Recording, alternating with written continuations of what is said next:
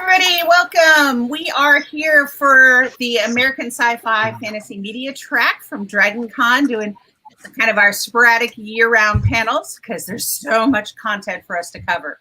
So what we're going to do is kind of give an overview, much shorter than the movie itself. We're not going to be here for 4 hours. We're going to look at the Snyder version of the JLA that, of course, came out recently. I know a lot of people have hit this topic, but I wanted to kind of have our take on it and kind of look at some things. I do want to kind of preface with one or two things before we, kind of introduce everything. I think no matter what your opinion on which one you like, you can understand that a second go round, you'll get all the advantages of knowing what didn't work the first time. I think we've all taken tests, we've all written things, and redos are always easier because you know what didn't work the first time. Plus, having a much bigger budget and reshoots gives you a lot of leeway on some things. But that is not to say everything was perfect, so we'll touch on some of those things.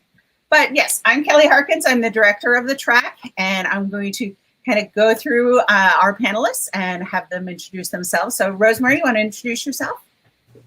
Sure. Hi, everyone. I'm Rosemary Jean-Louis. I'm a new volunteer for the track, and in a past life, I used to blog about Dragon Con for Georgia Public Broadcasting and cover entertainment news. Ashley? Hi, I am sort of a returning volunteer. I was pulled up on stage for a Gotham panel on Dragon Con. I used to work on Gotham Street Team, the TV show, not Gotham City. But yeah, I've been a panelist ever since and absolutely been loving it and can't wait to dive into this. Jeff? Hi, I'm Jeff Burns. I'm the creator and host of Super Geeked Up, a geeky improv comedy and chat show. I'm also going to be a guest at Dragon Con this year. I usually moderate some panels for Kelly's awesome track, as well as do some stuff for several other tracks in Dragon Con. Thanks for having me. Yes, absolutely. Hi, my name is Andrea La Rosa Jimenez, aka Andy. I have been going to Dragon Con since 2005, so it's been a minute. I've volunteered a lot for various tracks, but you can often find me moderating panels and speaking on panels at the Sci-Fi and Fantasy and Media track. And I also I have been writing a lot about comic book media, live action media for about 20 years now. I tweet a lot about it. I have a lot of discussions about it. I'm a podcaster and things like that. So this is my jam. And my DC go-to guy and John Paul. Yeah. So. Hi, John Paul Estes. Been attending Dragon Con since about 1991, so about 30 years now. Not every year, but as she said, I'm the big DC person. Very proud of all of my DC stuff, and I'm the one who, from a DC Comics standpoint, is likely to be the one to say, "Get off my lawn." I'm the real guy. So let's just kind of go around and just have some quick thoughts on the Snyder Cut in general. So Rosemary. All right, so I loved it. Let me say it again. I utterly loved it. I thought it was a more cohesive storyline. I thought building them into a team worked better the way Snyder did it. Yes, he took a long time to do it. It was 4 hours, sure, but he needed that time to get them all together. I think he did a much better job of showing us who the Flash was instead of kind of this joke of a character. And definitely we saw the heart of the movie was Cyborg and his issues with his father and his parents overall, and then his redeeming arc at the end and helping save everybody. And lastly, I think overall, like fathers was just the overall theme of each of the characters. Some had a tie to father issues.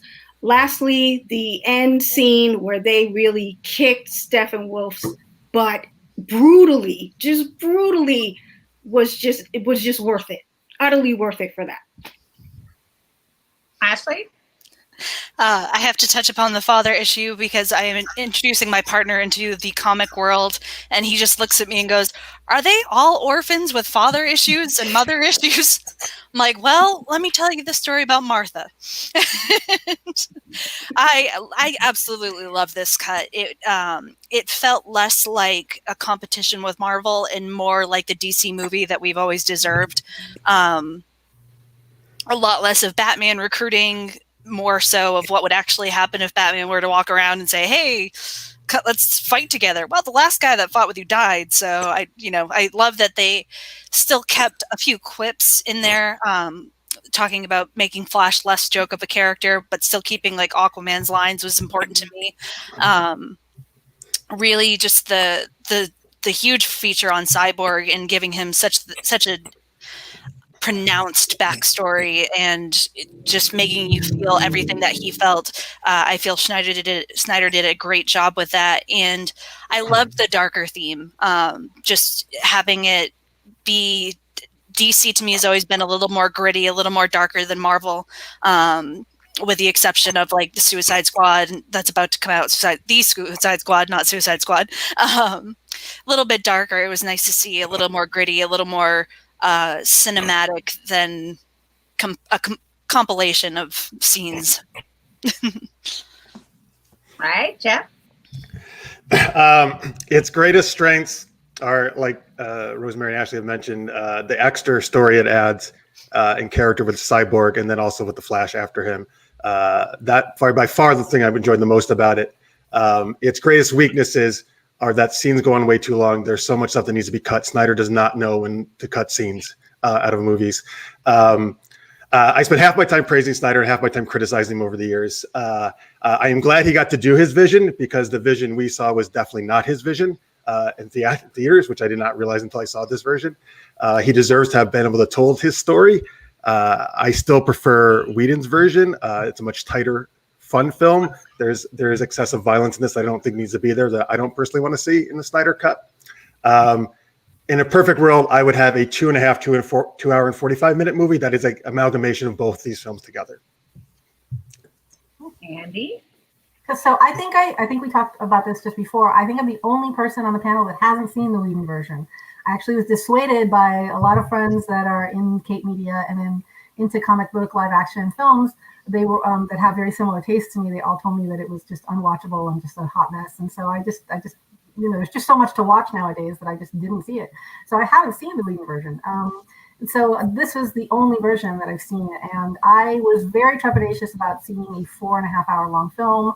It's a huge time investment. It's a huge attention investment, and I have now seen it 3 times. I loved it. I thought it was phenomenal. I probably my all-time favorite superhero film of all time. I definitely see Jeff's point about, there were some points we'll touch on later that I thought maybe I would have, if I were in charge of the film, I might have left out, but overall, it just told such a rich story. And I think that centering Cyborg as the heart of the film, and just having the entire film be about his arc and his journey, just was such a smart move, because I just felt that it just spoke to DC themes of hope and perseverance, and I loved it. I just thought it was so moving and beautiful, and I just thought it was an amazing movie. Not just a superhero movie, just an amazing film. 12 hours is a big commitment. John Paul, your reaction. All right. So going through college as a computer science major, very IT, everything math and computers, except I'm such a movie fan. I took every opportunity I could to take as many film classes as possible.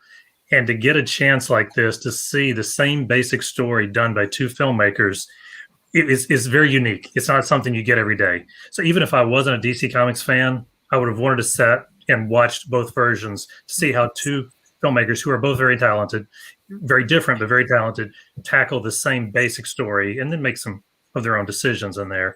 So it was very fun to watch from that standpoint. And also, being a DC Comics fan, the more minutes you give me on screen, the better. The more times I can see Batman swinging on a bat rope, Superman flying through the sky, you name it, the better. Any of that kind of stuff, the more the better. That being said, the one thing that was driven home to me every single minute for over 4 hours was how much, in my opinion, Zack Snyder does not understand the DC universe. He's a good filmmaker. He was great for Watchmen, but something Ashley mentioned a few minutes ago about grittier in DC. For most of its 75 to 80 year plus history, DC has been the much lighter, brighter, happier universe. What made Marvel so successful going through the 60s into the 70s was the more realistic, darker, grittier, and I don't mean Punisher level gritty, but just the more realistic, grittier level stuff. That's what really made them, the household name and end up outselling DC by quite a bit. And they seem to have flipped. In the movie side of things, Marvel has the more fun, and DC seems to be embracing the dark, but I think it's mainly Snyder. They let him be the architect of the entire universe. And again, every minute going through this film, I continually was shaking my head saying, no, no, no, over and over and over, with a few exceptions. Well, I'm sure we'll get into that. There's some scenes in there that work fantastic, but the tone, I just didn't work. I appreciate you saying that too, because I have only 20 years of experience under my belt, so I've only experienced the darker, grittier DC. So I love having a veteran on here. This is awesome.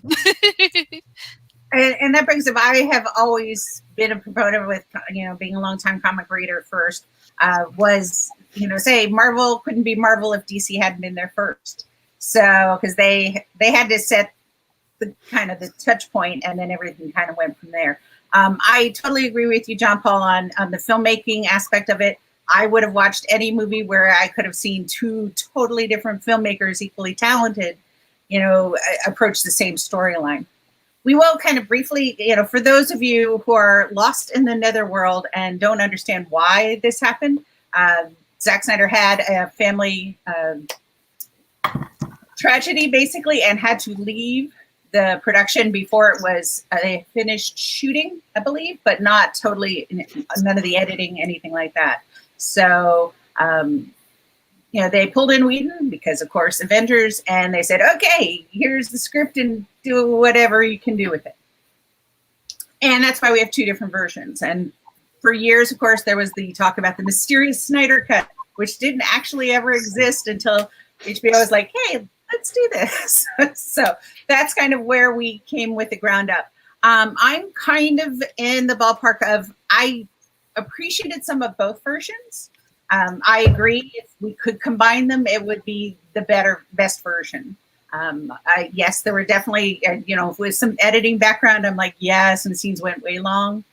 Some scenes and some characters got to be developed where if we had a 2.5 hour movie, it would have been a lot harder to do that. So that would have been tricky. The color scheme has always been an issue with me for Snyder. I'm like, dude, not everything has to be grayscale. Come on. But there were definitely... There's a whole black and white version, right, too, now? That's probably the next version. I don't think it's out yet, right? It's not out yet. It's going to be the JLA home cut. Out, I think. I think it's there. I think it's on HBO Max already. Yeah, I think it's there already. Probably. So there's a black and white version, a gray version, a 8-hour version. No, I'm just kidding. But the thing is, I probably watched the 8-hour version. Well, then there's the director's cut. So, yeah. I want to just we'll touch more on the details, but a quick thought on, was 4+ hours too long? Ashley. So I grew up with Lord of the Rings coming out, and the 4 hours to tell everybody's backstory and really engage me in what's going on, I didn't mind that. That being said, we had talked about there are some things where Snyder didn't really know when to cut. I could have done with a lot less slow motion. I understand the Flash moves at, impossible speeds. I don't have to watch the slow motion to know that he moves at impossible speeds. There was a few times from an editing standpoint that I was like, okay, cut, let's go on to the next thing. But as far as storytelling wise, I love the fact that they took 4 hours to tell everybody's story and give everybody a background, not just assume that we know these characters or just kind of overlook it, which we've seen done. And I'm going to pick on Suicide Squad again, the original. You just assume who these characters are, which is hard for new fans to get into a movie. So yeah, if it means telling these character backgrounds, getting new fans in, I'm all for it. Okay, Jeff? Way too long. So I did not even watch this all at once. I spent 5 days watching this movie. I would watch about an hour a day. Part of that just because I had other work I had to do, and I kind of it helps just to break it up like that. So watching it about an hour a day was fine. And I was like, that's cool. I'm good for the day. Like I didn't need to keep watching. And if I was thinking, if I watched all 4 hours, I was like, oh, that would have been pretty rough, probably actually in a row. So I'm glad I did it that way. I definitely don't think this movie needs to be too long. I'll touch the epilogue. I'm sure we'll get to that later.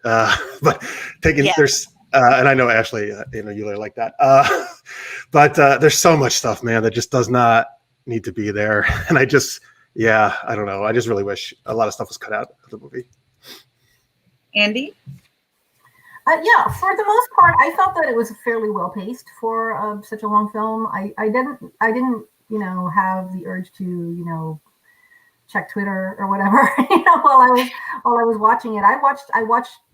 Every time I watched it all in one sitting. Although I have a lot of friends that watched it as a miniseries, which it works really well as a miniseries, just the ways the parts are all split up. But there were a few scenes that I felt were extraneous. There's a lot of exposition between Bruce and Alfred, like a lot. I think I counted something like 7 scenes of them just sitting around chit-chatting.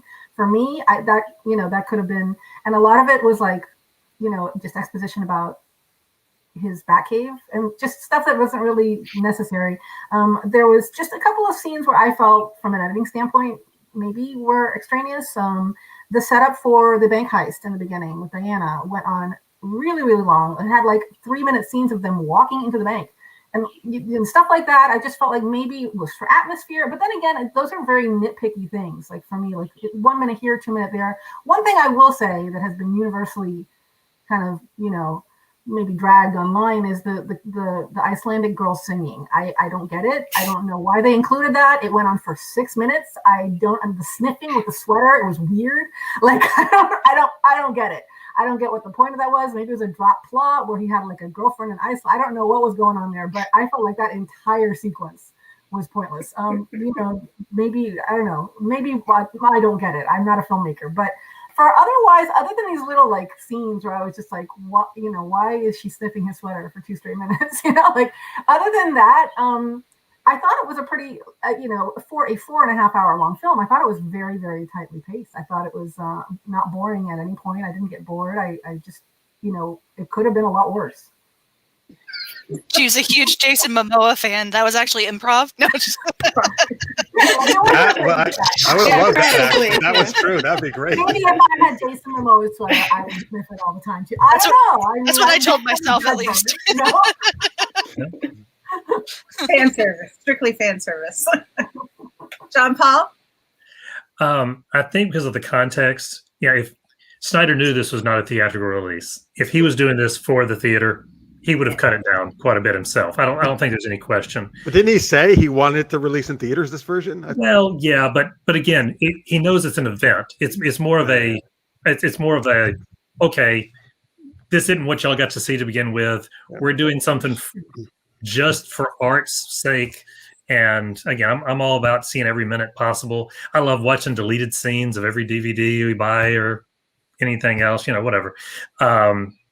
And sometimes trying to figure out, should that deleted scene have been in or not? And certain things, weird woman singing, holding the sweater. Yeah, leave that out in the theater. Plenty of stuff could be left out in the theater. And I'm sure Snyder would have done that. We would have gotten over 3 hours from him, somewhere between 3 and 3.5. But I think even he would have cut out quite a bit. So for what it was, I didn't mind it being longer. But just like Jeff, I split it up. I think it was 3 days total to watch the whole thing. And I did break it at the parts. I mean, I like watched parts 1 and 2 combined part 3 by itself, parts 4 and 5 to finish it out, if I remember right. That it at least gave us that break, and you can see why either the rumors or the thoughts were to release it as a 5-day miniseries originally when they talked about doing that. I think that would have worked really well, and I was excited for that. I wish you did that way. Yeah, me too. I agree. I think it'd have been better like that. Either 5 days in a row or 5 weeks in a row, once per week. Whichever, that would have worked well. The end of part 3 is actually almost exactly at the 2-hour mark. So like we were, because the second time I did take a little break in between them, but I kept, but so that that would have worked as at least a theatrical intermission or something like that, which I know that's something that people do with long films. All right, Rosemary. Well, yeah, I think the other thing too is that with a lot of these long movies, a good example is Harry Potter and the Deathly Hallows. They made that a 2-parter. I mean, that could have been a 4-hour movie, but they made it 2 parts. Even Marvel with Infinity Wars, that could have been a 4-hour movie too. So they made it a 2-parter. So if Snyder was able to put his vision into theaters, he could have easily worked out where he could make it a 2-parter and figure out where to cut that. I did think, for me, I thought it was paced perfectly. It had those different chapters, if you will, that kind of described what you were kind of seeing. I did watch it twice, all in one sitting. What dragged for me, unfortunately, were those kind of epilogue after scenes. So that's where I was like, oh, okay, I'm tired. This nightmare part, and getting into Martian Manhunter, saying, yes, hey, I'm going to join the team. I wish actually they had stopped it there and didn't do the nightmare stuff. But I guess he had anticipated that he would be setting up, the sequel, and that it would be a dark side storyline. So that's why he kind of wanted to go there and show you this is what could have been. But for me, 4 hours was fine. I will say that we had planned on taking a break and watching it over 2 nights, and we stopped, at the right chapter point, and we were like, let's keep going, and did not feel like 4 hours, which was kind of a surprise to me. I was sure I was going to be like, okay, but I think it still works either way, as all of you have kind of backed up on that. And I think there's some good strength in saying that it could play a lot of different ways to a lot of different people is a good thing. So I did find I had to kind of remind the people I was watching with of when this would have been. Like, we wouldn't have had the Aquaman movie yet. We wouldn't have had this yet. So I had to no, remember, this is the intro to that. They're like, oh, right, yeah. So they had to stop and remind themselves of a couple of points of like that, since we, of course, progressed past that at this point. So that was one of the things we noticed. But all right. So out of all of the characters that we've met and also were reintroduced to, Jeff, which was your favorite overall? Of the Snyder Cut, the characters? Yes. Cyborg, I mean, hands down, right? And Rosemary said this very at the top of the show. And Rosemary said the exact thing I said after watching it, like, to myself, like, Cyborg is the heart of this movie. Cyborg is the heart of Snyder Cut.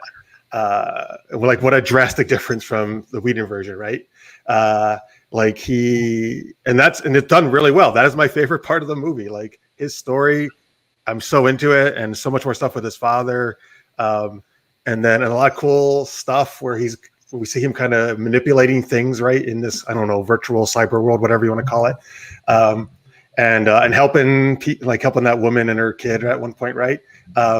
So yeah, I mean, like, by far the best thing about this, and why I'm glad I watched it, is to see all that stuff about Cyborg. It was really well done.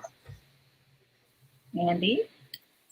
Yeah, same. I mean, the Cyborg is not just the heart, but I think it's the glue that really brings the team together, brings Diana on board for recruiting other people, and he has wonderful chemistry with everybody, and he's very believable in his ambivalence about accepting this new reality for himself. Ray Fisher does a beautiful job of bringing that inner life to Cyborg's inner life to the forefront, and showing you all of the pain and the trauma and the loss. But inside there is this really, really good-hearted person who's a good-hearted person even before any of this happened, you know, with the scene in the principal's office. I thought that was just those little nuggets of backstory just really flesh out the character beautifully, and his relationship with his mother, and what her loss meant to him, and why he had such a hard time trusting his father, and just all of that is, you know, I think that made the film for me. It was the thread that tied all of the different backstories and the different, you know, side stories and all this other stuff together. And, you know, having that last moment where he says, "I'm not broken and I'm not alone." That made me teary. You know, I mean, it was just such a powerful moment, especially with anybody who's like, you know, has a disability or, you know, something like that, where these beings are telling him he's broken and he has nobody, and to see him get to the point where he knows that's neither of those things are true anymore, it is just everything that a Justice League movie should be conveying, you know. So I thought it was, I got choked up during that a couple of times. So for me, his story was very, very powerful. John Paul. I saw a completely different movie than everybody else. I won't go in, unless y'all ask later, I won't go into my feelings on the cyborg stuff, which have nothing to do with this version specifically, but I won't go into that. I'll just say, typically, I'm a Superman guy. I've got a crypto Funko Pop on the front of my car. I've got a Superman sticker on the back. I've got Superman keychain, Superman stuff everywhere. I'm a Superman person. Except in the Snyder version, because I don't think they really captured Superman well. But they did do one other character I thought really well, and that was, I love Ben Affleck's Batman. Of all the Batmans been around, I am so disappointed we're not going to get the Ben Affleck directed, written, starring him Batman movie. And this is not a comment on Robert Pattinson or anything else. That could end up being great. I don't know. But I love everything about Ben Affleck and the scenes he was in. I thought he did such a fantastic job. My favorite scene, unfortunately, was not actually in the Snyder. It was in the Whedon versions. I won't go into it right now, but I just thought he conveyed the character so well that I have to go with Batman. Okay. Rosemary? Well, there were actually, I agree with everybody, of course, on Cyborg. So I won't reiterate what everybody said, but I'll point out two people. Batman, I liked him better in this version because in this version, he came out as less of a jerk, you know, than in the other version. I felt that he was a total douchebag in a way. In the other version, this one, you got a sense that he really cared and he really wanted to redeem himself. There was a better kind of flow from Batman versus Superman to this one, because he was more reflecting on what happened and realized, you know, oh gosh, you know, I led to Superman dying. And then the world is going to be, you know, ripped apart. I need to bring this team together. How can I be more of an inspirational force to them than just being a jerk saying I'm rich, you know, join my team because I'm rich, you know. The other one that I liked better as well was the Flash, because I felt like they emasculated the Flash in the Whedon version. They made him this awkward kid who, you know, in the heat of battle, he's going to get nervous, choke up and go, all I have ever done is run around and slap people, or you know, what he said, where he was really nervous in the initial fight that they had to do with the parademons. And that's so not the Flash. I mean, the Flash is a guy, he's a smart guy. Even in this portrayal of him, when Batman goes into his apartment that's off the grid, he's commenting about the guy's suit, and it's like, oh, this is NASA level tech in terms of your suit. So he's got to be a smart guy. He's not just this goofy person who can't save people. So I really like what they did. In fact, when he first had that scene where he saved Iris, I was kind of, the song from the CW theme of the Flash was kind of running through my head as he was running through to save her, because I thought it made it more fun. And then him being part of the battle instead of where in the Whedon version they took him out and he had to go save a family we didn't really care about. He was the heart of that battle, and he really helped save everybody. I thought that made me like him a lot better. Oh, Jeff wants to rebut my Flash. I don't want to, but Ashley's next. I don't want to step on her. Well, let's get into the you can jump. No, go ahead, please, by all means. Oh, all right. So one reason why I prefer the Whedon version is I feel he gets more he tries to give characters more flaws and like gets the heart of them more. And I actually really like that scene in The Flash, and I missed it this time, where, like you said, yes, he says, all I've ever done is shove people out of the way. Right. And then Batman says to him, just save one person. That's the thing I was talking about. Yep. And I love that, because here's the thing, even if you're really smart or you think this Flash is very inexperienced, it also doesn't mean you're brave or courageous or you know how to handle yourself in a fight. I love that that's where that Flash was, and he was so unsure of himself. And just save one is actually awesome. Like, do one good thing, man, and then you can do another. And that's what I love about the Whedon, that he puts these little moments in there, and that's lacking from the Snyder cut. So that's why I like it anyway. It's a valid point. Ashley, I like that. And I like having the discussion of it. Andy actually made me tear up a little bit when she was talking about Cyborg. I agree with all of the above, especially Batfleck's character. There was one scene, I cannot think of it off the top of my head, but it was when they were resurrecting Superman, and you kind of just see Aquaman. He doesn't actually respond to Batman's inspiration, but you see it in his face. He's like, okay, all right. And I kind of liked a little bit more of that, more of the shorter inspirational Batman. But I think Batfleck just absolutely killed it in this version. But as far as my favorite character goes, definitely Wonder Woman. Just because seeing even just the slower motion scenes, seeing such a powerful female character and interacting with the boys, with the guys, being the strong female character of the group, she really stood out, especially with the scene with her and Steppenwolf at the end there. I don't know if we're spoiling things, but if we're spoiling things, that was the perfect scene. The people that I was watching it with, we all cheered because it was just like the perfect encapsulating Wonder Woman powerful moment. And yeah, I really liked what they did.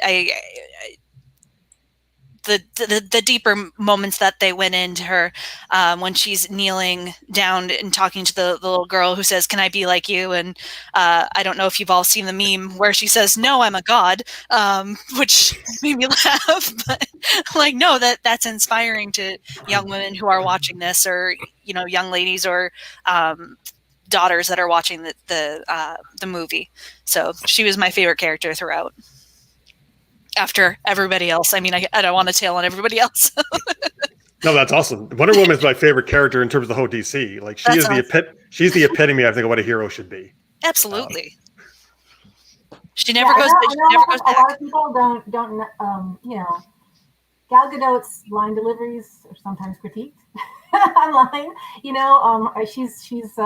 I find her really believable as Wonder Woman. I think her physicality and the fight scenes are really amazing. I think she also, because she isn't maybe like the most formally trained actor or whatever, there is a sort of unself-consciousness and confidence to her Wonder Woman that I think really just works for this very soulfully written version of Diana that is in the DCEU. She works for me. I mean, she really, as Wonder Woman, she really does. Yeah. She may not be, Laurence Olivier or whatever, but she really, I think she also has amazing chemistry with the rest of the cast. I think she's got even antagonistic chemistry that she had with Aquaman. Even that little moment where they had, you're like, wow, the wonderful chemistry she had with Ray Fisher. I bought that she talked him into it. That she got to him. So I think she works as Diana. This whole cast is amazing, right? Yes. Like, I said this when I first saw it, but seeing both versions, like, I'm a filmmaker. You have no idea how hard it is as an actor to, like, two so different visionary. The directors have so different visions, right? And those actors, like I couldn't tell the difference between different films. Like they gave the same amazing performances in both versions. True. And that is not easy at all to be that Especially, consistent and some awesome. of them were shot so much later too. Some of those Because Whedon reshot so much stuff. I had no idea he reshot that much stuff. I thought it was only a little bit before. Like that cast is awesome. There's a comment here too. Let's talk about that music in every single Wonder Woman scene.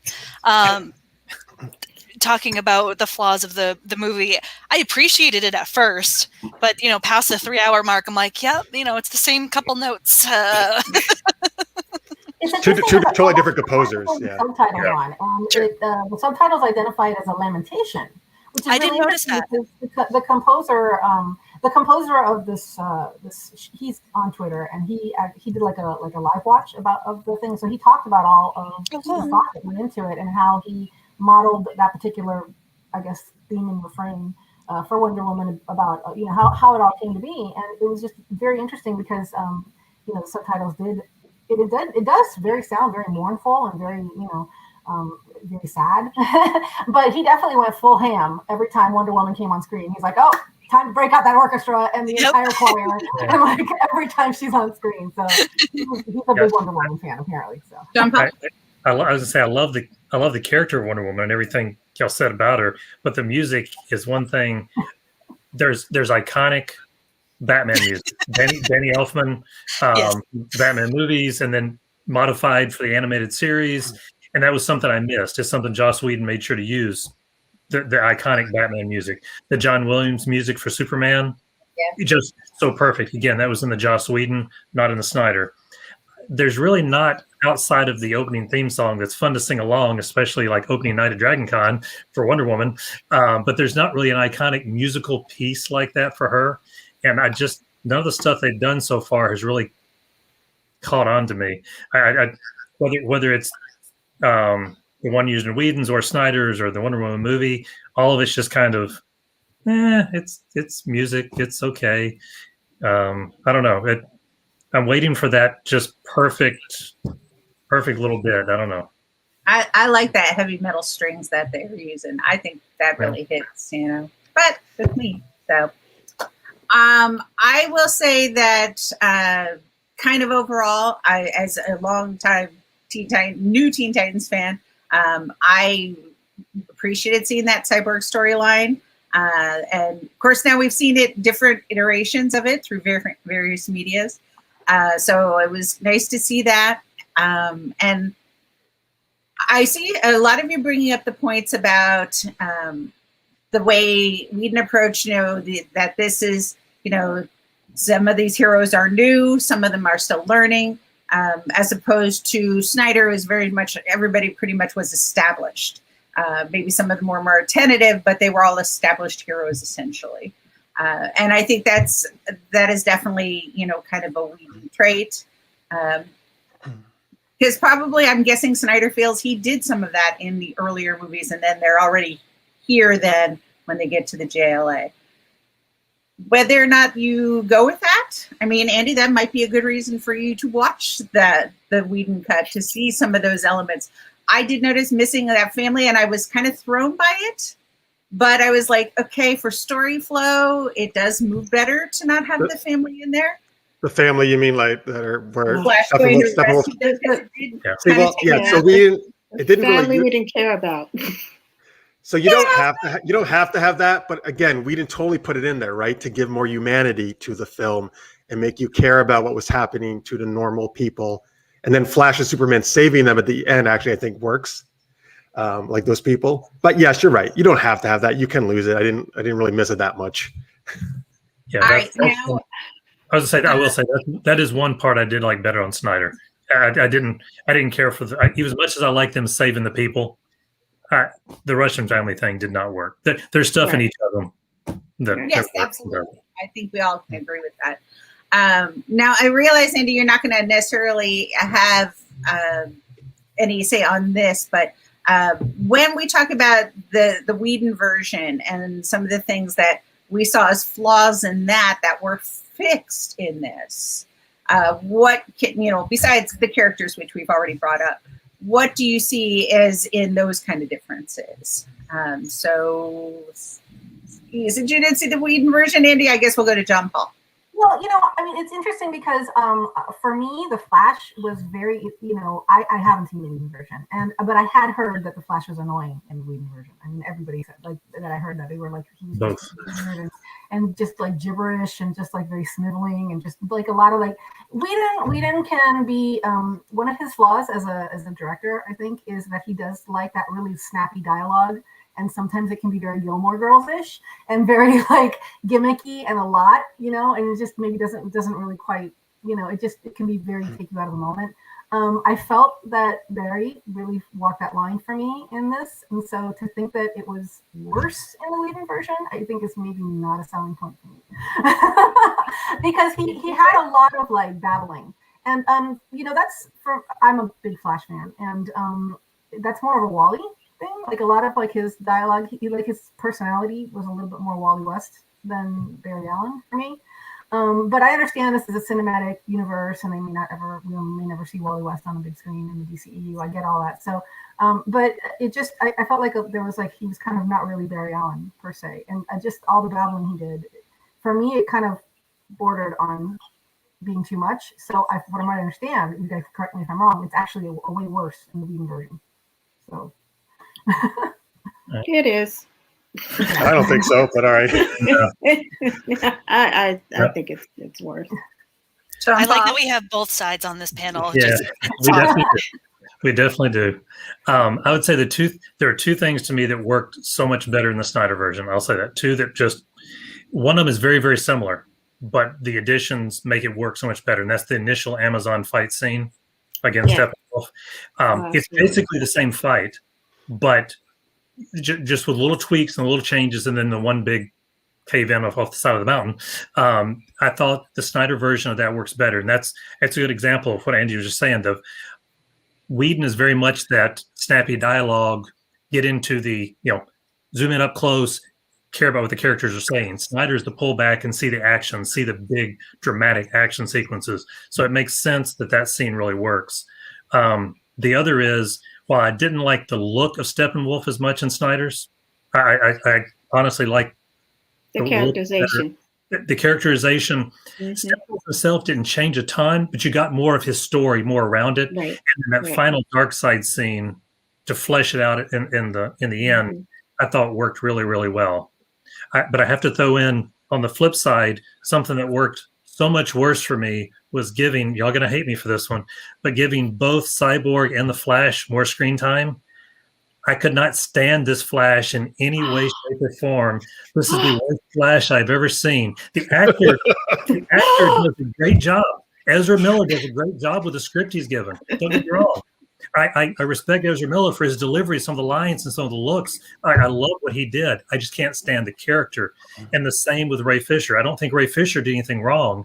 I just can't stand this version of Cyborg. So trimming them down to almost nothing in the Whedon one was great. Putting it all back was some of the stuff I was shaking my head at. It did not work for me at all. That's why I said, y'all are going to hate me. I'm sorry. We don't hate you. We're just disappointed.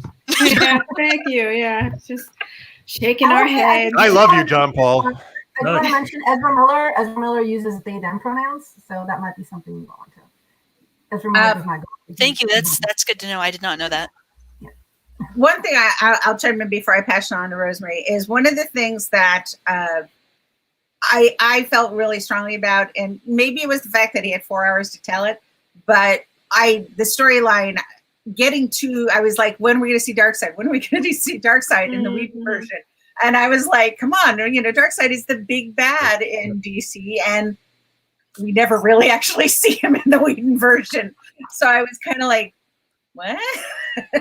I was like, you keep getting the Herald, but you never get the end result. So that was one of the things I was glad to see them actually get to that point.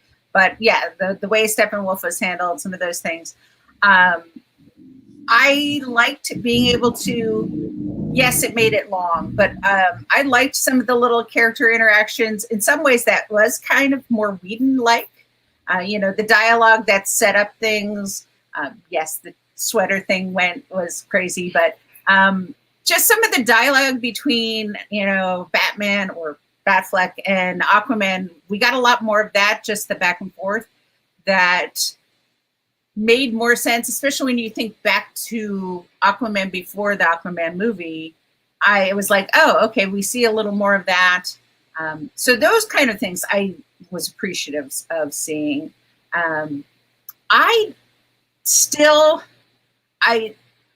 DC made the decision to keep the multiverse. I mean, especially when you talk about the cinematic universe. And I think the Flash we see in the DC cinematic universe is deliberately in opposition to the Barry Allen we see on television. And I think that was like we don't want him to be the same thing that he is. So I think that was a conscious directorial choice, and why that he is so vastly different from the steadfastness of whether it's the comics or the show of that Barry Allen. So I think that accounts to some of those things. But. All right, back to the question. So, Rosemary, what do you see the problems from the Whedon version that were fixed in the Snyder version? Well, one of the things that I think was fixed as well was Aquaman. To me, in the Whedon version, he just comes off as this drunk guy, this drunk party boy, frat kind of guy who's hanging out at in this town, maybe saving people, maybe he isn't, I don't know. But in the Snyder version, he has more nuance, more conflict, and you actually see that he cares. He does care for people. There's that little scene with him and the Flash where he's kind of talking about Ray Fisher's loss, and the Flash is like, well, I didn't think you cared, and he was like, I never said that. And you start to see that he's more of this big brother type character to the other teammates, as opposed to just this, the drunk guy who's handing Wonder Woman another flask. They act, and even then, that scene, there's a little nuance to it too. He's not just this drunk guy. Here's a flash, and you might as well pull out a cigarette then too, and just let's sit back and party. It's more like they're having this conversation, and him handing her that flask is his sense of bonding with her. That they're starting to bond through that. So I think Aquaman was tweaked a lot nicer in the Snyder version. Excuse me. Hey, Ashley. John Paul, I hope you appreciate this. I'm more of a Batman fan than a Superman fan. So going into this, the Superman reshoots, I fell in love with. I think it really, my one of my favorite scenes was when Steppenwolf comes down with his axe, and Superman just goes, "Pfft, that is the Superman like I grew up with, I love," and even the black suit. I know it's silly. It's very silly. But the mustache too. I mean, I'm glad they took that out. I have to say that they took the time to reshoot that. I appreciate it. But yeah, I really love what the changes that Snyder took with Superman, introducing the black suit, introducing the possibility of a nightmare, which I mentioned before we had started. There's a part in the epilogue that I love that we're going to talk about. I thought that was actually earlier in the movie than it was. That was a very long epilogue, as we mentioned. But yeah, I loved the Superman reshoots and kind of filling in the blanks and everything from his first comeback to the final battle. It just kind of really pieced together for me what I felt was missing. Jeff? So I was actually super high on the Whedon's Justice League when it first came out. I actually didn't think there was a lot that needed to be fixed. However, some stuff in the Snyder Cut that I think is better. John Paul mentioned the Amazon fight, which I think is great in both versions, but there's some stuff added to that I think is cool in the Snyder Cut. It was nice to see Darkseid and Desaad, and Desaad in particular I think looked really cool and badass. I think Darkseid looks like a big wimp in the way he's introduced, though, and that makes no sense to me. But it was still nice to see him. Wow. Wow. Don't let him hear you say that. Yeah, that's fine. Well, whatever. He can't. He doesn't know how to find our planet, so it doesn't matter. To be fair, it was like an early Thanos type vision. Like you just kind of look at him real quick, you're like, oh, okay. Right. It's the big man. Got it. It was Did you cool to guys see catch Mark. the Easter egg with Granny Goodness and hanging out with Darkseid? I thought that was kind of cool. I was like, That was awesome. yeah, see little things like that, like Granny Goodness in the background, Martian Manhunter, right? Like all that kind of little stuff. I really like that in Snyder Cut because Martian Manhunter never gets his due, I feel. So it was cool to see him. I love seeing Martian Manhunter in this. Yeah, he is supposed to be the heart of the league. That's part of it. But they never use it. I know. So that was really nice. And it was nice to see him at the end with Bruce, right? So I really like that. Since John Paul did it, just briefly, I want to say the thing I missed the most, though, going the other way from the Whedon cut, is actually the stuff with Diana and Bruce. I actually much prefer Wonder Woman in Whedon's version. And I actually love that stuff where he's like, and some people are saying, right, he was being a dick. But when he's saying, like, is that what Steve Trevor told you? And then she shoves him back against the freaking jet, right? And he pisses her off. And then she comes back later and helps him. He's trying to get her to be the leader of the whole team, really, and be the leader she should be and not be in hiding. And I actually think that's a great arc for her. Like, Wonder Woman should be the leader. She's the best of all of them, I feel. She's the best in character and morals as a hero. And I love that storyline for her. In Snyder Cut, I don't actually really know exactly what she's doing, except she's cool and she's Wonder Woman, and she's badass. So like, and that's why I'm always coming back to the Whedon, because he gives these little story arcs that we're missing, I feel, from Snyder's version. All right. So with tying into that, I know, John Paul, you have a specific scene you love in the Whedon version. So what do you want to share that with all of us? Well, I've got two. You're probably referring to the one I talk about most often, and I'll try to get through it without actually tearing up because it gets to me every time. And this has nothing to do with which one of them is a better filmmaker. This is a very personal scene to me, but it's something that stood out as missing from Snyder's. And he probably would have included it, but he said he did not go back and watch Whedon's version. He made sure not to watch it before he finished his. He's now going to watch it, but he didn't want to watch it first. So I'm sure he probably would have included some of the lines going, hey, that's well written, I'll include that. I mean, he probably didn't have anything against him, but he wanted it to be his vision. So Clark and Lois have flown off to Smallville. They're at the house. It's the next morning. Superman, Clark is out in the field and Lois sees him, walks up to him. They have a nice moment together talking. And in the Snyder version, they embrace, they hug, and we, the audience, hear the truck rumbling down the road, and the camera pulls back, and you see the truck pull up. Martha hops out, and it's a nice reunion, and that's great. Well, for me, 2 weeks before the release of Justice League back in November, was it almost 4 years ago now? Wow, November 17th. 2017, yeah. Yeah. 2 weeks and 2 days before that, my mom had a heart attack. She survived. She's fine. But at that moment, we did not know how she was going to do. She'd gone in and out of the hospital 2 or 3 times. And in the Whedon version in the theater, I had just driven back a 16-hour drive from where I grew up, my home, from seeing her. Got home the next day, went with my son to see the movie. We're sitting there in that scene, and we don't hear the truck rumbling down the road. It's the exact same scene, but Clark and Lois hug, and then he lifts his head, and he hears it. He's Superman. He would hear it first, and he smiles and looks down. You called Mom. And the tears were flowing down my cheeks.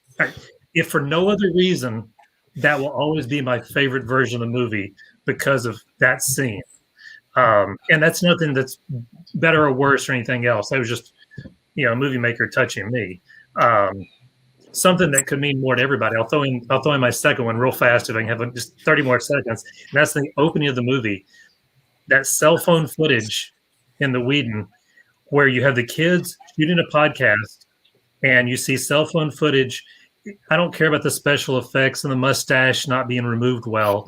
You get a wonderful scene that sets up Joss Whedon's tone for the movie versus Snyder's tone in the opening scene. Snyder's opening scene is the death of Superman recreated, done again with the dark music and the, scream heard around the world, literally.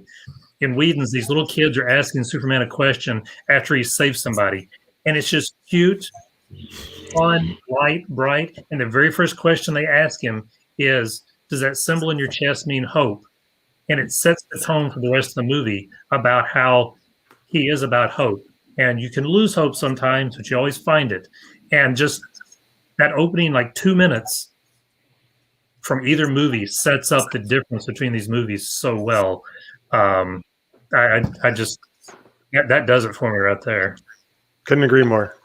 Thank you for sharing that story, by the way, man. That's very touching. Thanks. Yeah. Thank you. Thank you. I'm tearful. Yeah, Again, that's the one that will always do it for me. Rosemary, did you have any scenes from the Whedon version that you that you noted specifically? Well, I actually liked the ending scene where you saw Lex Luthor had busted out of jail and he's on his yacht, and here comes Deathstroke, and he's talking about how it's time for them to set up a league of their own. I thought that, in terms of the, Whedon's all about the snappy dialogue and kind of a little tongue twister kind of stuff. I thought that worked very well, and it was like, to me, oh, dun, dun, dun, what's the next movie going to be? Could it be that they're going to do the Legion of Doom kind of movie? That would be really fun. I felt that Snyder missed an opportunity by not using that in the last scene, and to me, it made the last scene, one of the many last scenes, fall a little flat because he didn't use that. Ashley? I have to piggyback on everybody else on that one. The calling of You Called Mom also really rang home for me too. I was a little shocked that we didn't see that in the Snyder cut, but as you said, he didn't watch that before. I just kind of hoped he got like a cliff note or something on that.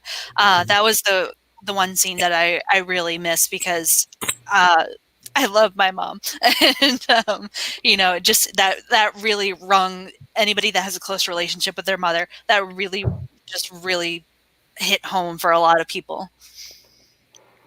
Now I will say, yes, he said he didn't watch it, but I'm sure he read reviews. I'm sure you couldn't help but his wife and Christopher Nolan actually told him, "Do not watch this movie." Right.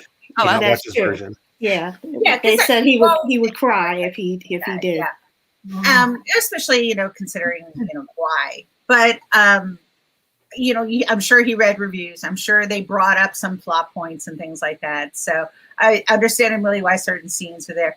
I don't necessarily want to bring up a scene from Whedon. However, I want to bring up one scene that is in both of them. That is one of the scenes that nails the movie itself to me. Is when Superman comes back and they're all fighting him, which went a little long in this new cut. But the moment that I adore is when the Flash is coming at him and they track Superman's eye. That's like the moment in both of them for me. Well, and that's one of Ezra Miller's, when his eyes get even bigger in that scene, is great. Yeah, I think that to me is one of those things that, because like you said, it shows, abilities. It's a very subtle way to show those things. And both of them used it. So give them both credit for acknowledging the power of that short scene. So I that's one thing I was glad they both ended up using. So. Although, something to point out, just in case you hadn't thought about it, at the end of the Snyder one, the way it was originally written, Lois Lane saves their lives by being there. But it's just pure chance that she's there. That's it. It's just pure luck that she's around. I do like the fact that it was more planned. I think that's something Whedon picked up on and wanted to make sure. The big gun. She's the big guns that Batman planned for. Yeah, and whether you like the phrase "the big gun," a lot of people criticize that. The fact that it was a planned thing and not just pure luck, because without her walking by at the right moment, they're all dead. And that's what Batman would do, right? He's always 20 steps ahead of everybody, right? It was a Deus Ex Machina moment, like, oh, she just happens to be here. Okay, all right. Yeah. I kind of like that better, because I know Batman's the planner. He's one step ahead. But I mean, could he really have planned at the very second for her to be there and stop and everything? I kind of wasn't buying it. And the other beef that I continually have is that Wonder Woman is supposed to be just as powerful as Superman. So Preach, Rosemary. This drives me nuts. At some point, I felt that maybe at some point, maybe she could have, knocked the wind out of him and stopped this mess. And, Lois maybe showing up would help out as well. But I think they missed that opportunity with showing how powerful Wonder Woman is compared to Superman. But, Lois Lane is his kryptonite ultimately. So emotions are everybody's kryptonite. Yeah. I actually don't like that scene in either version because Superman is so overpowered. I can't stand it. I can't effing stand it. It's like, and you're right. Like Wonder Woman is as strong as Superman. Like, no, come on. Okay. And All right. unfortunately, for me, one of my favorite scenes with the Snyder Cut is also from the farm. One of my favorite scenes from the Snyder Cut is from the farm, and it's a scene where when I first saw it, my entire family gasped because it's just so beautifully and subtly done. And it's the part where Clark is playing with a butterfly, and it lingers on him just sort of marveling at this very delicate, tiny, and this is a godlike, strong, probably one of the strongest beings in the universe, playing with a butterfly. And it was just such a contrast. It was such a powerful moment for me. Like when we first saw it, and the whole family went like, it was just such a, the visual contrast. I thought I think it's right before the moment that John Paul mentioned. Yep. I think, to be fair, too, the reason why they did make Superman overpowered was for the Nightmare version. I think and that's why I thought the Nightmare, when I first had heard of it being in the movie, I thought it was going to be a lot earlier, and I thought that's why they kind of made Superman a little overpowered, so you kind of have that, oh no, moment. Okay. Now, before we started, we brought up some scenes that we thought were totally unnecessary in this new version. So we're going to kind of look at that a little bit. Was there anything in this new version that you were like, that should be totally gone? They should never have done that. It was just an indulgence. So, John Paul, you want to jump in on that one first? Good. I get to go first because it's the one everybody thinks of because we mentioned it already. La, la, la, la. Lift the sweater and so on. I mean, whatever that woman was doing with Aquaman's sweater, I mean, it should be a meme. It should really be a meme. Can you sing some more, John Paul? I really enjoyed that. I know. I want to hear the full soundtrack now. Let's go. No. It is the dumbest thing in possibly in any movie I've ever seen. And I've seen a lot of bad, dumb movies, and that was just the dumbest scene ever. I don't know. I'm not even going to try to think of a better one. Rosemary? Unfortunately, I just couldn't get into the Nightmare scene. Maybe it was because by that point I was really tired. And I know Jared Leto, they're trying to give him, in a sense, his due as the Joker because they wrote him so poorly in the Suicide Squad. But by the time he got to his speech, I was just like, what? What's he talking about? What's going on? Why is it dark? Okay. So I just felt that was not necessary. And ultimately, if he did want to put it in there to condense it more, but to me, not necessary. Ashley? I want to rebut that in a good way, though. But then continue. Okay. So the whole reason that they showed that is to show everybody's weakness. It was Superman was Lois Lane, Wonder Woman was dead, Aquaman was dead, Mira was fighting for him, Harley Quinn was dead, and there was no kryptonite. So what it was showing that Batman's weakness is actually still the Joker. And that's why he is in this nightmare. His nightmare is that Joker comes back and they have to fight alongside each other, and they have to kind of join forces to fight Superman, which doesn't make sense. But that's the part that yeah. I'm just saying. But that's why they included the Joker into that. Also because Jared Leto's Joker was so far removed from Suicide Squad. They were giving him a second chance as far as that goes.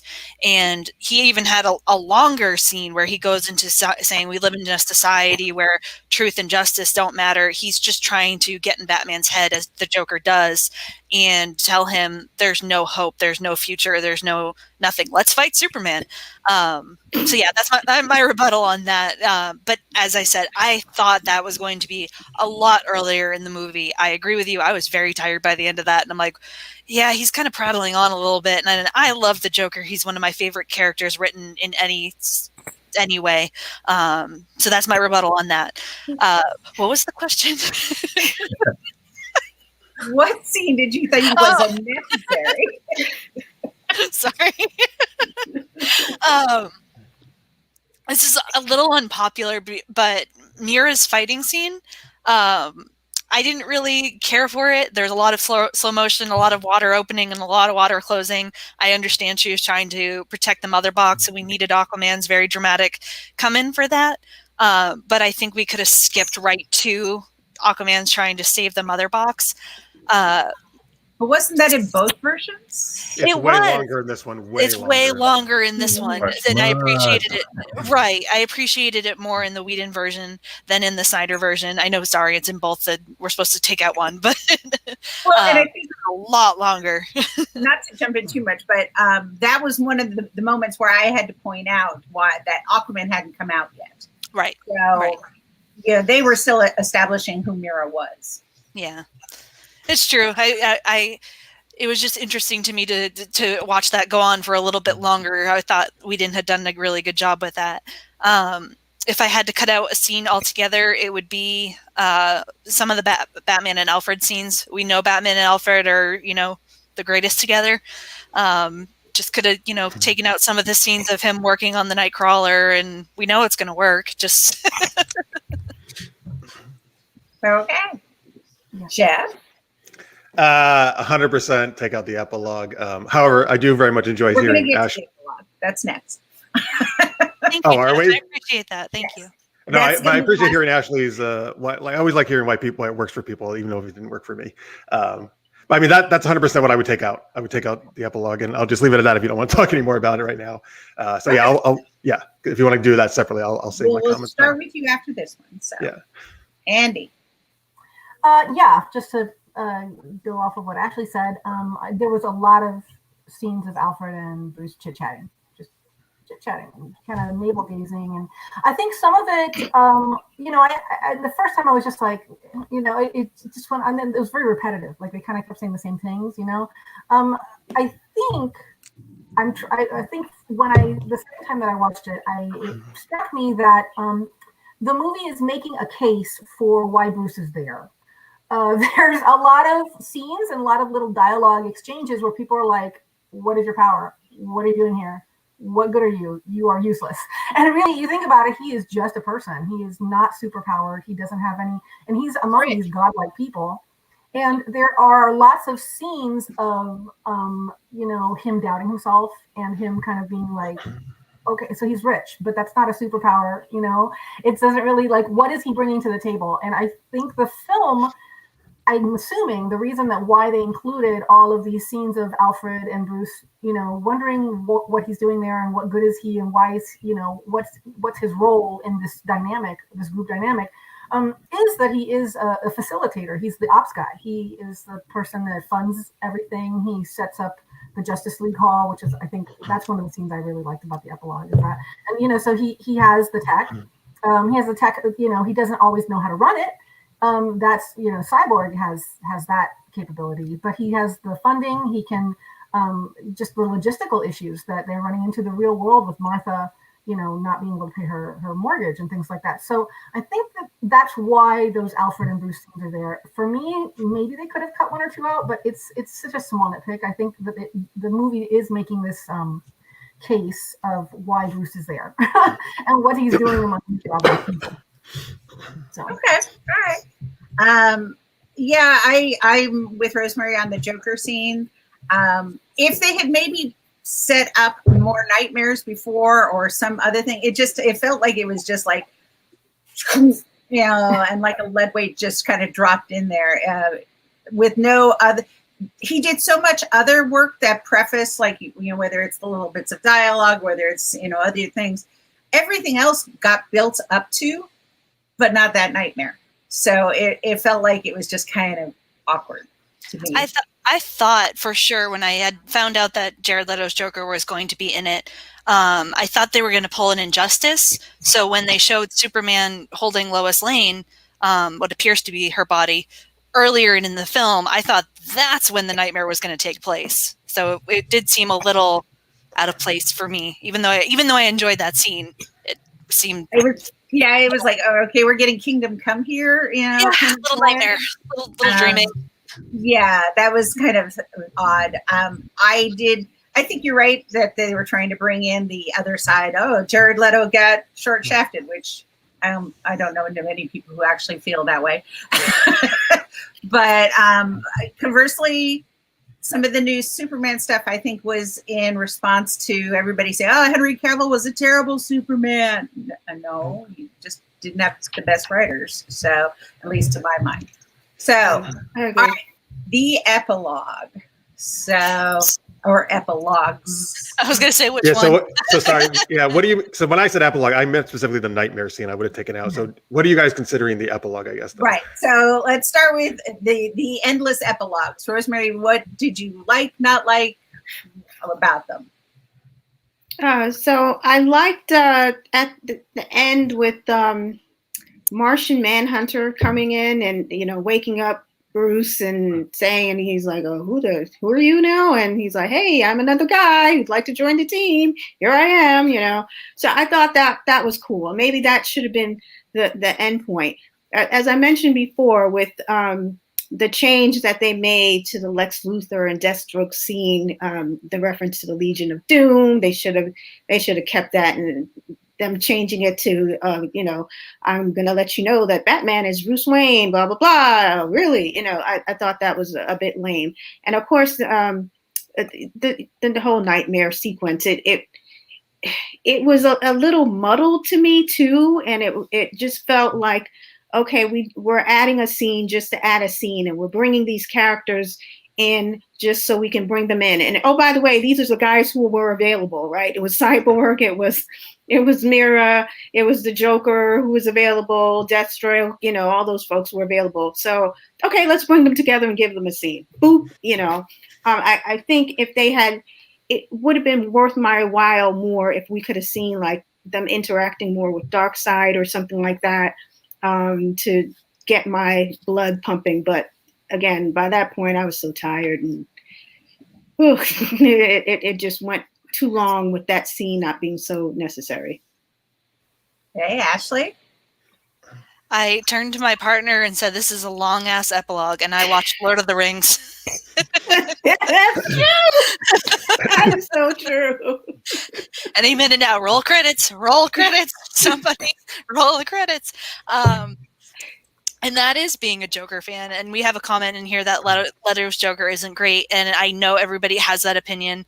And I respect that. Like I said, I'm a huge Joker fan. So Leto's Joker wasn't a good character for me. The aesthetic over his look. Nobody will beat Heath Ledger. I will preface saying that. Nobody will ever beat Heath Ledger. They went into why they picked that look. For the Joker, it was more of him breaking out of Arkham Hospital and just taking. And I honestly thought that it was going to be the Joker that broke out of Arkham as well as Lex Luthor. I thought when they introduced saying that the Joker would be a part of it. I absolutely agree with Martian Manhunter. I love how you said that he's just like, hey, I want to join your team. What's up? Like, right. He just shows up. What's up? I thought that was great. I think, again, if they had moved the nightmare into earlier in the story, it would have set up for a second movie, a third movie, kind of a trilogy of, for those who are familiar with Injustice, Joker causes Superman to kill Lois Lane. And we see Joker carrying what looks to be Lois Lane's body. So I thought that the Joker would be that cause of that. Instead, what we see that Darkseid has taken over Superman, and now that we've got this little rag team, as Rosemary said, of who can we throw in this shot. But so if we had moved Nightmare and just kept the Martian Manhunter part of it, I think we would have had a better epilogue. I'd give it a 4 out of 10. I think a lot of people were pretty much done with the movie at that point. Just kind of let's roll the credits. We don't need to see Sleeping Batman. Okay, Jeff. I need to ask something. Is the scene with Bruce, Diane, and Alfred where he talks about setting up the table and the chairs of the Justice League, is that in both versions? Yeah. Okay. Thank you.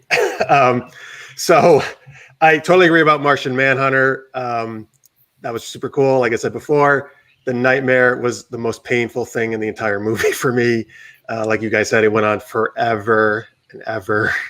I also personally, I don't want to see that bleak Justice League. Like that's not what I wanted to see going forward, particularly in the world we live in. I'm really gearing more towards lighter stuff right now.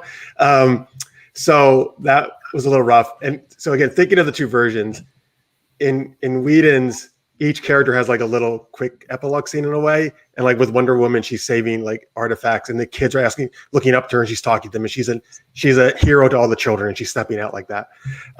Whedon's ends on hopefulness, I feel, and Snyder's ends on hopelessness in a way. And that's why a big reason I prefer Whedon's, and I do not like that epilogue outside of Martian Manhunter.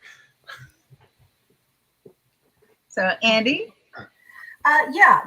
Just to kind of follow up what Jeff said, the movie itself is not hopeless. It's I actually in my notes that I was taking the last time that I was watching it, it sets up this idea that they are all grieving they're all grieving something. They're all grieving Steve Trevor, the loss of the body of Cyborg, the death of Superman. We have Lois Lane, the extra scenes that I know that weren't in the Whedon version of Lois Lane and Martha Kent grieving. And, I don't want to speculate, but I think probably Zack Snyder put some of his own experiences into some of that. And so you start out with these characters grieving all these losses and all this trauma, and they find hope and they find ways to move on, through love and through unity and friendship. And it ends on that note. And even with the whole, the Justice League office, yes, room for more. It's just this beautiful, buoyant, high hopes ending. And then that dark, that last epilogue with the Joker, it just hamstrings the entire 4 hours that we just watched. It just hamstrings the entire message, the journeys they've all taken, everything they've overcome.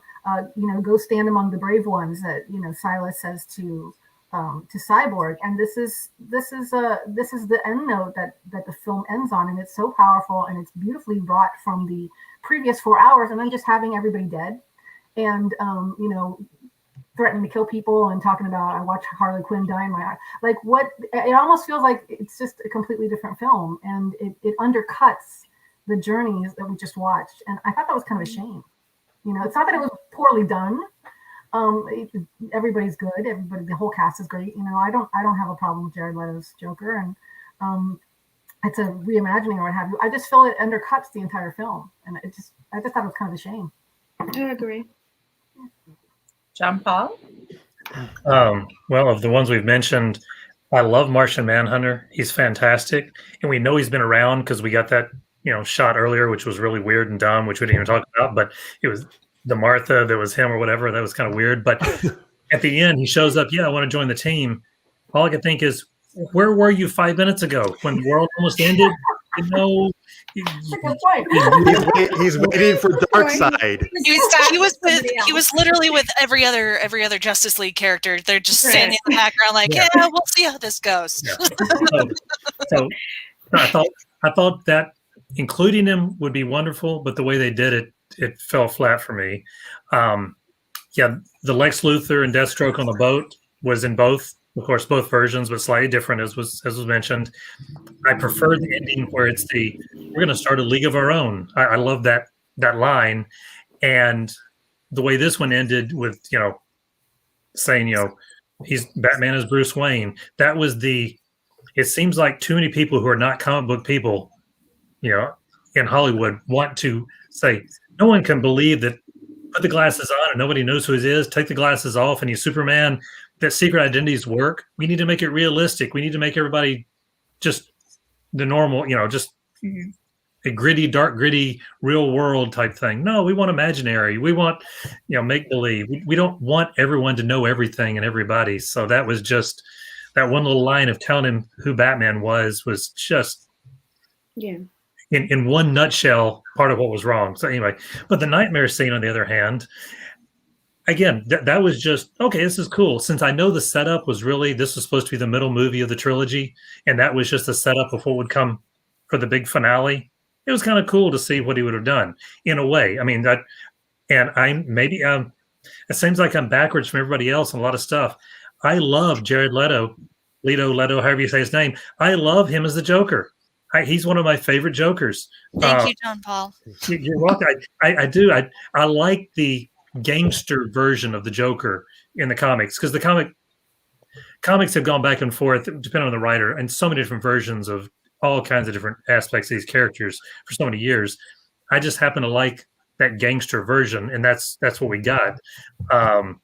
So seeing him for a few minutes was great. Yeah, the scene kind of drug on, but since I was watching this movie just to, I'll see a few more minutes of characters I like to read about. That's all I cared about, was more minutes. Hey, that it worked, except for one thing, something we didn't mention at all: the costume. The one scene I mentioned in the comments, I thought of one more scene that I thought Snyder did wrong, and that was introducing the black costume. It had no place in this movie. For Superman? Yeah, for Superman. Oh, terrible. In perform. However, the one place he gets rid of the black costume is in the nightmare scene, where it would make sense. That's the part I didn't understand, because like I said, I thought it was part of like an Injustice thing where black suit Superman would make sense. Yeah. It just... Real quick too, there was a comment in here, Jeff. I'm not sure if you made it, but John Paul, you're the only one that's not wearing glasses, and you mentioned this. You mentioned the superhero identity, so you were the only one. Oh, okay. Now that's better. Yeah, they don't recognize us now. Yeah. They show the ring light. Oh, there we go. Sorry, that cracked me up very much. I had to share. I know we had so many good things to say, and there were a lot of good comments from Jeff's folks, and I wanted to share more, but we all had so many great things to say. It was kind of hard to add them in, and we're over time now. But I want to thank you all for being here. You all are awesome. Thank you so much. Thanks for having us. Don't know what I'm going to do in Legends premiere. I got to save some stuff for con. Oh, I saw it on your Facebook page. No, I said an event just to remind people when the premiere is. Oh, I'm sorry. I thought that was an actual thing. I'm trying to weigh. I just want to give you more work to do. So, because we are still doing, I am still planning on, just for those who don't know, tentatively, DragonCon is still planning on a physical convention this year. The situation is fluid, as we all know, but the tentative plan is we are going to be doing some virtual stuff. We are going to be still, hopefully, to do a live convention as well, with consideration for current regulations. But yes, we're all crossing our fingers to see what happens. We don't have any answers yet for everybody who always asks me. We're planning on both, though, so keep that in mind. So thank you all. Any last thoughts, any last things we want to say before we say goodbye to everybody? I do think it's worth watching both movies. I do absolutely, even though I am more of a fan of the Snyder Cut, I do think it's worth investing your time as a comic book fan, as even if you're not a comic book fan, just seeing both movies, I think it's definitely worth an investment of your time. Okay, I'll get around to it. I didn't mean you specifically. As John Paul said, though, like even from a filmmaking standpoint, like John Paul said, it's very fascinating, actually. It is. Really It is. is. Yeah. And if you can watch it split screen, which, I mean, you can do that on YouTube. You can see a lot of stuff split screen on YouTube. It is fun to watch a breakdown of some of the scenes. Oh, and that's funny. The lighting choices and things like that. It's a lot of fun to just see the differences. But if nothing else, even if you don't watch the whole thing, Andy, watch the first 2 minutes and you'll see. That'll give you the tone.